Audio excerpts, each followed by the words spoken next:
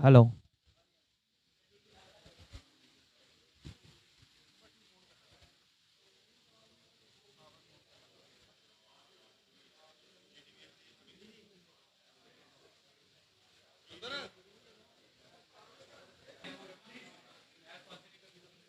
साहब आप बड़े बड़े बड़े जुड़े रहते हैं, जुड़े रहते हो। अरे अभी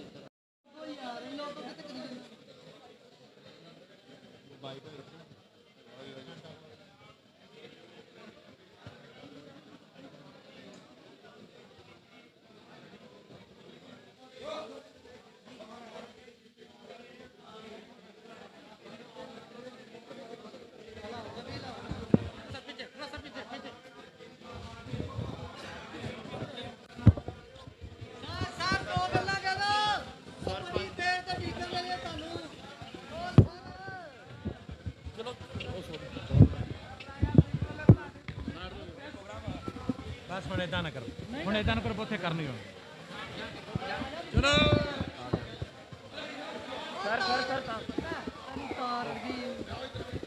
मैं ऊपर आपका 1 घंटे से इंतजार कर रहा हूँ। 1 घंटे से मैं चाय भी मंगाई आपके लिए, बार को लेके मेरे घर आओ। आ जाऊंगा, लेकिन मेरे कुछ मुद्दे हैं। अब बताओ जी, मैं अपनी बसों के लिए बात करने के लिए आया हूँ। मैंने आपको 13 चिट्ठियां लिखी अलग समय समय, लेकिन एक भी चिट्ठी का जवाब नहीं आया। So what is happening? Indo Canadian एक बस है जो केवल बादल ऑपरेट करते हैं, और what they are charging to NRI people 3000 पर सीट। तो अगर 52 सीट में अगर देखें तो 52 सीट कैलकुलेट करेंगे तो 1.5 लाख रुपया up to the airport, and उधर से भी 1.5 लाख रुपया। इट्स ऑल टुगेदर 3 लाख रुपया पर बस। That Indo Canadian only belongs to Akali Badal ही उसको चलाते हैं साहब, और 3 लाख रुपया उसमें 50,000 खर्चा निकाल लें तो 2.5 लाख रुपया उनकी एक बस बचा रही है। तो व्हाट आई एम डूइंग, मैंने उनकी 3 बसें इंडो कनेडियन परसों मीडिया के सामने पकड़ ली। व्हाट दे आर डूइंग कि वो कंट्रैक्ट कैरेज, वो टूरिस्ट परमिट पे चलती हैं बातों में। सुनो यार, 1 मिनट सुनना यार, 2 मिनट। पहला पहला पहला सारा कुछ सेट करो आराम नाल। हुण कोई हुण कोई हुण कोई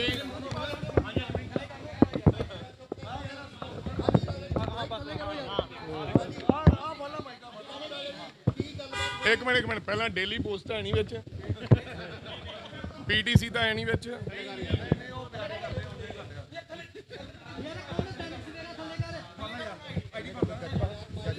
के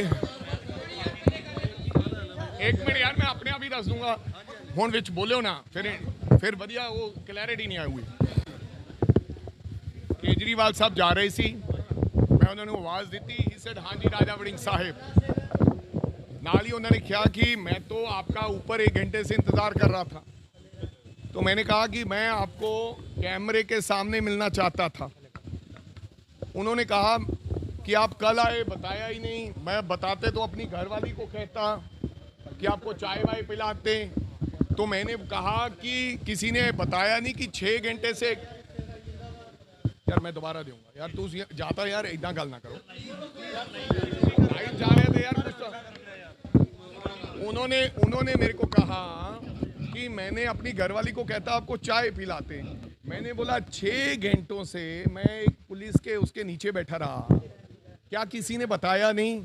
किसी ने चाय नहीं पूछा? आप आए, आपका कोई इधर उधर संदेश लेकर आए राजा वड़िंग के घर, तो मेरा फर्ज बनता उनको चाय खाना खिलाकर भेजूं कि वहां नहीं। कहता आप भी जब मैं नहीं था वहां आए, सिद्धू साहब भी तब आए। मैंने बोला अब मेरे को पता चला अब यहाँ है तो मैं यहाँ आ गया, मैं कोई दिखावा करने नहीं गया। तो उन्होंने ये बात मानी, उन्होंने कोई नहीं कहा जैसे इनके लोग कहते हैं।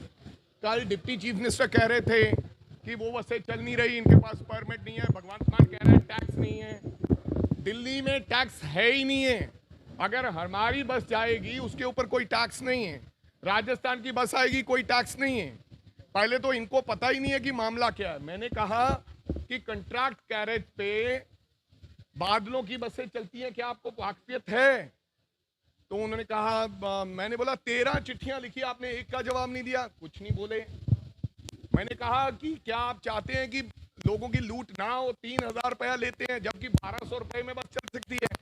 आप हमारी बस मत चलने दो, लेकिन सरकार बस चला दे एनआरआई भाइयों के लिए और लोगों के लिए। एयरपोर्ट से दिल्ली सरकार बस चला दे जो 1200 रुपए में आए। तो उन्होंने को कहा मैं आपको बुलाऊंगा, आपको और अपनी घरवाली को। मैंने बोला जब बुलाओगे मैं आऊंगा आपका सत्कार करने के लिए, और मसला हल होना चाहिए। ही सेड कि हम ये मसला हल करेंगे। तो मैंने बोला कि आप कब बुला, कहता मैं एक आधे दिन में, कहने लगे कि मैं बुलाता हूं। तो एक आधे दिन में बुलाता हूं, कहने लगे भी एक आधे दिन मैं थोनू सदा है देखते हैं। मैं आख्या कि 87 लाख रुपया बादलों दी बसां लुट रही हैं। ऐसी केड़ी गल है कि बादलों दी बसां ही चल रही, लेकिन उन्होंने कोल किसी गल का उत्तर नहीं सी। उन्होंने अगों ये कहा कि मैं थानू सदूंगा ते तुसी उत्थे आओ ते आपां बैठ के मसला हल करांगे। हुण देखते हैं केजरीवाल साहब राजा वड़िंग नू सादे कि नहीं सादे। पहली गल ते तां मोहर लग गई है कि राजा वड़िंग जिहड़े मसले नू लैके घुम रहा है वो बिल्कुल पुख्ता ते सही मुद्दा है। उन्होंने कहा कि मसला हल करांगे। सो 12 सालों का किन्ने सालों का साडा नुकसान हो रहा 2018 तो लेके आज तक। सो ये गल मन्ने है कि बिल्कुल गलत गल है। हुण देखते हैं कि वो बादलों नू फायदा पहुँचाते रहेंगे जां मैनू सद के पंजाब रोडवेज की बस चलाउणगे। मैं उन्होंने ये भी कहा मैं उन्होंने ये भी कहा कि तुसी कल ही दिल्ली तो बस चलाओ। राजा वड़िंग एक दिन दे विच तुहानू सारे एग्रीमेंट ते साइन करके देगा ट्रांसपोर्ट मंत्री, तां जो मेरे एनआरआई भरावां दी, पंजाबी भरावां दी लुट जिहड़ी ना हो सके। उन्होंने मैनू ये भी कहा कि हमने 114 बसें बंद की हैं। मैंने कहा कि बादलों की, मैं क्या बादलों दी तां बसां ही 35 चलदियां, 114 किहड़ियां बस बंद कर दियां। फिर कहंदे नहीं पूरे राजस्थान दियां फलाने दियां।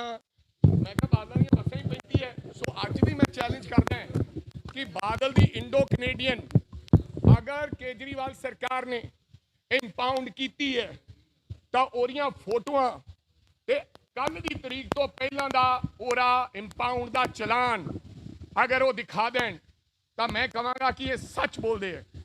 अगर वो कल तो पहलां दा चलान भी है नहीं, वो दिखाउण 114 या 75 या 18 बसां बादल दी एक बस इंपाउंड नहीं की दिल्ली। हाँ हो सकता है अज कर देन, हो सकता है कल कर देन।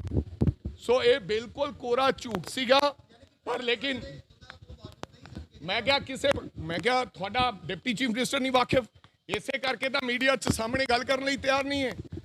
पर बीइंग ए चीफ मिनिस्टर और बीइंग ए मिनिस्टर जो मैं सत्कार दे सकता सी उन्होंने दिता, उन्होंने नाल मैं आवाज मारी तो खड़े हो गए। तो जिवें पोलिटिकल स्टंट हुंदा कि मैं आपको बुलाऊंगा आप मिलने, मैं क्या कल गया सी किसी ने चाह नहीं पूछा।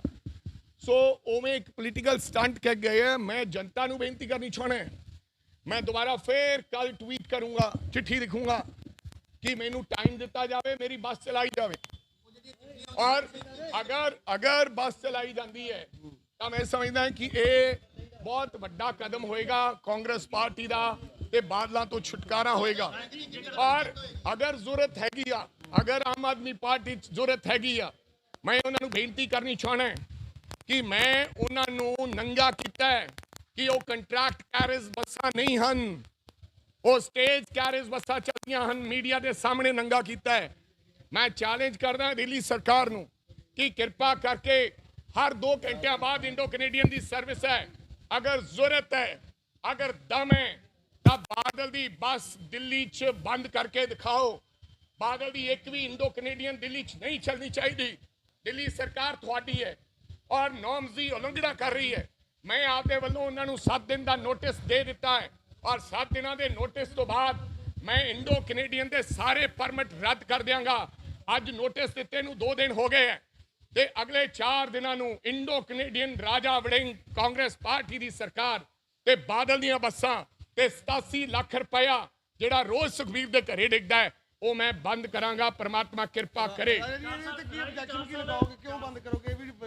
ऑब्जेक्शन ये है कि वो स्टेज कैरेज के वांगू चल रही हैं। 3 बसां असीं फड़ लईआं जांदियां बसां टूरिस्ट चढ़ा सकते एक थां तो टूरिस्ट लैन ते दूजी थां ते लाउण।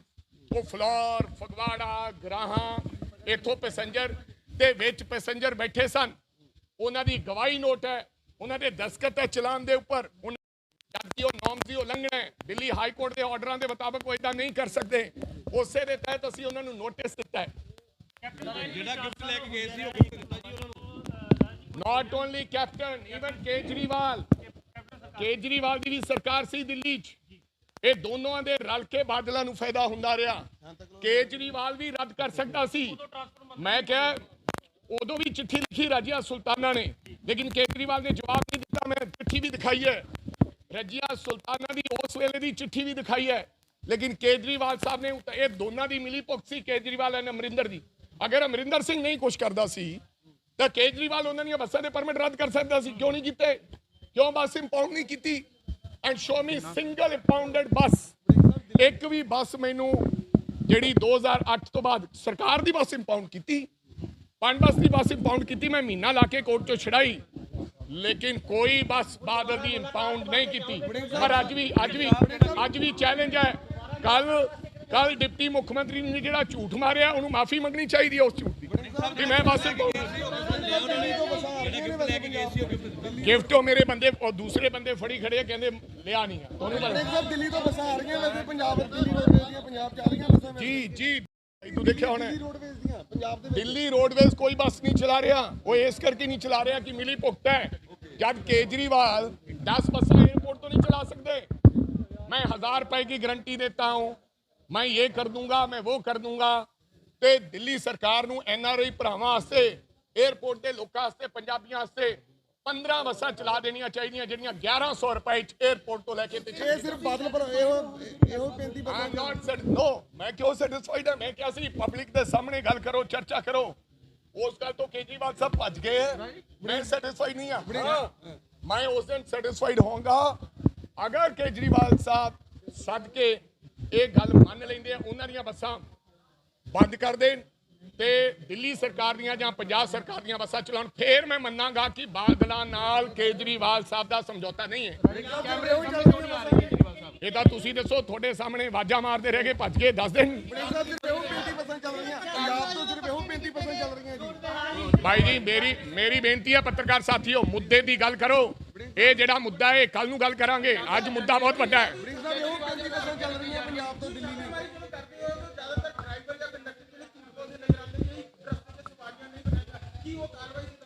नहीं, ड्राइवर कंडक्टर बेचारे गरीब लोग हैं, वो बेचारे रोजगार रोटी पीछे काम करते हैं। मैं उन्होंने कोई कार्रवाई नहीं करूंगा हाँ, लेकिन उन्होंने बयान नोट कर ले जाते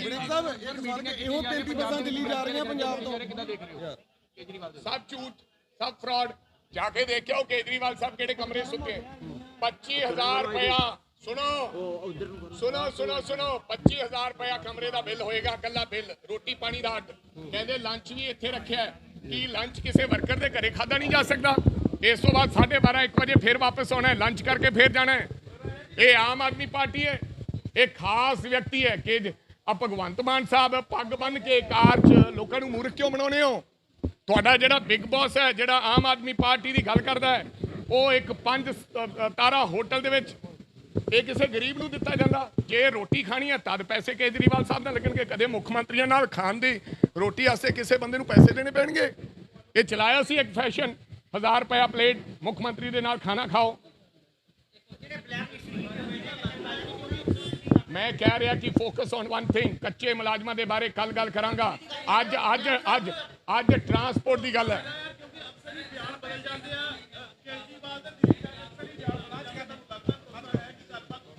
उम्मीद है भरोसा अज तक केजरीवाल ने जो किया और खरा नहीं हो। केजरीवाल साहब ने गल कही सी मैं मजीठिया फड़ के अंदर दूंगा, मजीठिया फड़ के अंदर देंगा, लेकिन केजरीवाल ने मजीठिया तो माफ़ी मंगी तो हुण उन्होंने जी कह रहे हैं। केजरीवाल साहब इन्हां नाल रले वे है। कहते सी मैं सरकारी बंगला नहीं लूँगा, सरकारी कार नहीं लूँगा, मैं आम व्यक्ति हैं। अज होटलों च रह रहे। धन्यवाद। ट्रांसपोर्ट मंत्री नाल गल करो, अफसर बैठणगे। ਜਿਹੜੀਆਂ ਬੱਸਾਂ 에ਅਰਪੋਰਟ ਨੂੰ ਜਾਂਦੀਆਂ ਨੇ ਉਹਨਾਂ ਦਾ ਟੈਕਸ ਹੋਰ ਹੈ। ਉਹ ਬੱਸਾਂ ਜਿਹੜੀਆਂ ਨੇ ਈਵਨ ਦਿੱਲੀ ਦਾ ਤਾਂ 17-18 ਕਿਲੋਮੀਟਰ ਏਰੀਆ ਯੂਜ਼ ਹੁੰਦਾ ਹੈ, ਪੰਜਾਬ ਦਾ 250 ਕਿਲੋਮੀਟਰ ਕਰਦੇ ਨੇ ਜੋ ਅੰਮ੍ਰਿਤਸਰੋਂ ਚੱਲਦੇ ਆ। ਉਹ ਰਸਤੇ 'ਚ ਖੜਦੇ ਜਾਂਦੇ ਆ, ਜਦ ਕਿ ਜਿਹੜਾ ਟੂਰਿਸਟ ਬੱਸਾਂ ਦਾ ਜਿਹੜਾ ਟੈਕਸ ਹੈ ਉਹਦੇ ਮੁਤਾਬਕ ਇਹ ਹੈ, ਰੂਲ ਮੁਤਾਬਕ ਕਿ ਉਹ ਇੱਕੋ ਥਾਂ ਤੋਂ ਸਵਾਰੀਆਂ ਬਿਠਾਉਣਗੇ, ਉਹੀ ਸਵਾਰੀਆਂ ਲੈ ਕੇ ਜਾਣਗੇ, ਉਹੀ ਵਾਪਸ ਲੈ ਕੇ ਆਉਣਗੇ। ਜਦ ਕਿ ਉਹਨਾਂ ਨੇ ਇੱਥੋਂ ਅੰਮ੍ਰਿਤਸਰ ਤੋਂ ਚੱਲ ਕੇ ਜੰਡਿਆਲੇ ਖੜਦੇ ਆ, ਫਿਰ ਬਿਆਸ ਖੜਦੇ ਆ, ਫਿਰ ਜਲੰਧਰ ਖੜਦੇ ਆ, ਫਿਰ ਰਾਜਪੁਰੇ ਖੜਦੇ ਆ। ਸੋ 250 ਕਿਲੋਮੀਟਰ ਦਾ ਇੱਥੋਂ ਵਾਲਾ ਟੈਕਸ ਪਹਿਲਾਂ ਬੰਦ ਕਰ ਦਿਓ। ਜਿਹੜਾ ਦਿੱਲੀ 'ਚ ਸੁਪਰੀਮ ਕੋਰਟ ਦਾ ਰੂਲ ਹੈ ਉਹਦੇ ਮੁਤਾਬਕ ਕੋਈ ਵੀ ਬੱਸ ਆਊਗੀ ਕਿਸੇ ਹੋਰ ਸਟੇਟ ਤੋਂ ਦਿੱਲੀ 'ਚੋਂ ISBT ਜਾਊਗੀ ਬੱਸ ਸਟੈਂਡ, ਦੂਜੀਆਂ ਬੱਸਾਂ ਦਾ ਟੈਕਸ ਹੋਰ ਹੈ, ਟੈਕਸ ਭਰ ਦੇਣ PRTC ਵੱਲੋਂ, ਰਾਜਾ ਵੜਿੰਗ ਜੀ ਸਰਕਾਰ ਵੱਲੋਂ, ਤੇ ਉਹ ਬੱਸਾਂ ਚੱਲ ਉਹ ਕਹਿੰਦੇ ਮੀਡੀਆ ਦੇ ਸਾਹਮਣੇ ਆ ਕੇ ਗੱਲ ਕਰਨ ਮੇਰੇ ਨਾਲ ਕੇਜਰੀਵਾਲ, ਉਹ ਥੱਲੇ ਬੈਠੇ ਹੋਏ ਨੇ। ਅਸਲ 'ਚ ਉਹਨਾਂ ਨੂੰ ਥੱਲੇ ਬੈਠੇ ਹੋਏ ਫੇਸਬੁੱਕ ਦਾ ਚਾਹ ਹੈ ਉਹਨਾਂ ਨੂੰ, ਇਹ ਇਦਾਂ ਥੋੜੀ ਹੁੰਦਾ। ਉਹ ਕਹਿੰਦੇ ਜੀ ਕੇਜਰੀਵਾਲ ਐਡੇ ਵੱਡੇ ਹੋਟਲ, ਹਾਂਜੀ ਐਡੇ ਵੱਡੇ ਹੋਟਲ 'ਚ, ਤੇ ਅਸੀਂ ਕੀ ਕਰੀਏ? ਜਿਹੜਾ ਸਰਕਟ ਹਾਊਸ ਆ ਉਹ ਤਾਂ OP ਸੋਨੀ ਨੂੰ ਵੇਚਤਾ 5 ਸਟਾਰ ਹੋਟਲ ਬਣਾਉਣ ਵਾਸਤੇ, ਹੈ ਜੀ। ਅਮਲਤਾਸ ਵੇਚਤਾ ਲੁਧਿਆਣੇ ਵਾਲਾ, ਨੀਲੋਂ ਵਾਲਾ ਰੈਸਟ ਹਾਊਸ ਵੇਚਤਾ, ਸਾਰੀਆਂ ਤਾਂ ਜਿਹੜੀਆਂ ਰਹਿਣ ਵਾਲੀਆਂ ਜਗ੍ਹਾ ਨੇ ਉਹ ਵੇਚਤੀਆਂ। प्रोटोकॉल भी नहीं फॉलो ਮਾਨ ਸਾਹਿਬ ਕਹਿੰਦੇ ਗੇਟ ਦੇ ਬਾਹਰ ਬਿਠਾ ਰੱਖਿਆ, ਉੱਥੇ ਪਾਣੀ ਵੀ ਨਹੀਂ ਪੁੱਛਿਆ ਔਰ ਬਾਅਦ ਚ ਉੱਥੋਂ ਹਟਾ ਵੀ ਦਿੱਲੀ ਦੇ ਵਿੱਚ। ਮਾਨ ਸਾਹਿਬ ਦਿੱਲੀ ਦੇ ਮੈਂ ਇਹ ਤੇ ਜ਼ਿਆਦਾ ਨਹੀਂ ਉਹ ਕਰਨਾ ਚਾਹੁੰਦਾ, ਉਹ ਸਿਰਫ ਜ਼ਿਆਦਾ ਡਰਾਮਾ ਕਰਦੇ ਨੇ ਜਾਂ ਫਿਰ